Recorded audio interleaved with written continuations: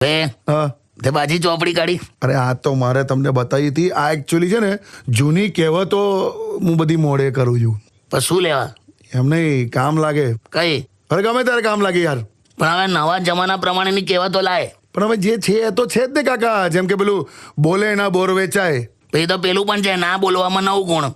હાલ નહીં એ તો સિચ્યુએશન પ્રમાણે કહેવત એપ્લાય થયેલા. એવું તો હિન્દીમાં પેલું નહીં, હું નેક કામ મેં દેરી ક્યું, હા પછી કે જલ્દી કા કામ શૈતાન કા. આપણે કહું માનવાનું. એટલે એ તો સિચ્યુએશન પ્રમાણે.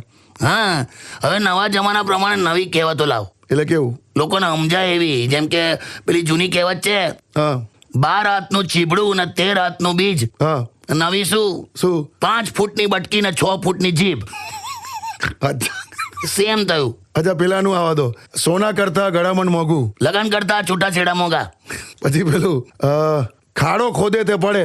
લગન કરે તે લડે.